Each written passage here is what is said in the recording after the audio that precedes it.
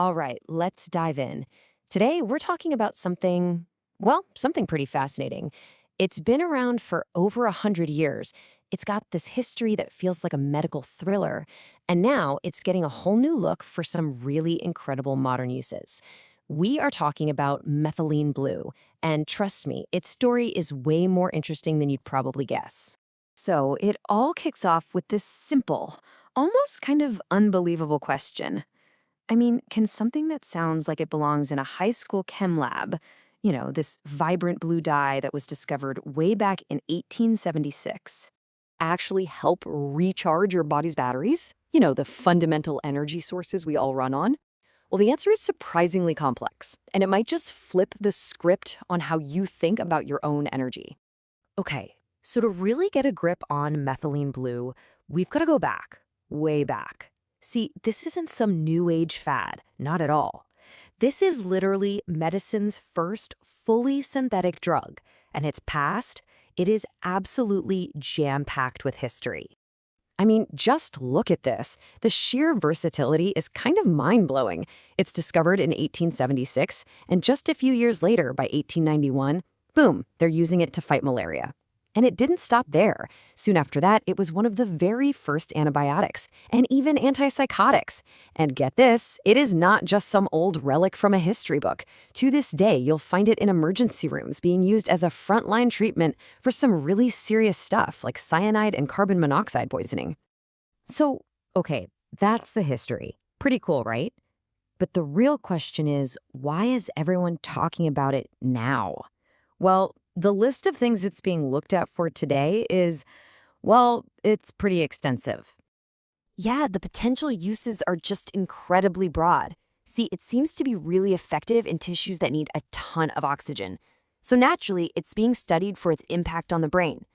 We're talking about tackling everything from that annoying brain fog we all get, all the way to serious neurodegenerative conditions like Alzheimer's. And beyond that, researchers are digging into its powerful antiviral and anti-inflammatory properties, too. Okay, this all sounds amazing, but it really makes you wonder, right? How can one single compound do so many different things? Well, the secret, it lies deep, deep inside our cells. It all comes down to a process where methylene blue acts like this unique kind of electron recycler. And to understand that, we need to have a little chat about mitochondria. Yeah, I know, you probably remember them from high school biology as the powerhouses of the cell, and that's exactly right. Their whole job is to take the food we eat, convert it into electrons, and then store those electrons as pure, usable energy. So here's the key idea, the analogy that makes it all click. Just think of every single one of your mitochondria as a tiny rechargeable battery. Simple, right? To have energy, that battery needs to be full of electrons. But when that charging process isn't working right, when it's inefficient, that's when you feel tired. That's when you get brain fog. Your body's whole power grid is just running low. Okay, so this is where methylene blue comes in and does its thing. It's basically an artificial electron recycler. It has this really unique ability to look at the situation and either donate an electron to a part of the battery that's running low, or it can accept an electron from a part that has too many. It's like a traffic cop for electrons. It just corrects the flow, making sure those batteries get charged up super efficiently. And as a bonus, this whole process also improves how your body uses oxygen, which is just a huge, huge win for your overall cellular health. Okay, this is all fascinating stuff, for sure. But, and this is a big but, with anything this powerful, we have to get serious and talk about the practical side of things. We're talking dosage, quality, and some really, really important warnings. Seriously, this is not something to mess around with. So that low dose range, the one where it acts like an antioxidant, is generally considered to be between 0.5 milligram and 4 milligrams per kilogram of your body weight. And if you were ever looking into this, it is absolutely crucial to get what's called USP pharmaceutical grade in a 1% solution. That's how you make sure you're getting a pure product with the right concentration. And listen, I really cannot stress this next point enough. This is a critical, critical safety warning. Methylene blue should never, under any circumstances, be taken with SSRIs.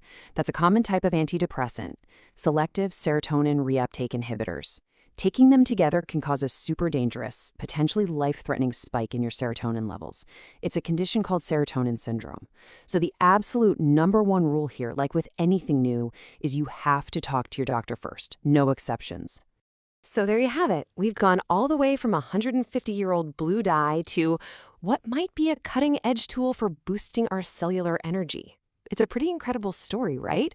And it just makes you wonder, what other old, maybe forgotten remedies are out there, just hiding in the pages of some old medical journal that might hold the key to some of our biggest health challenges today? It's definitely a thought worth exploring.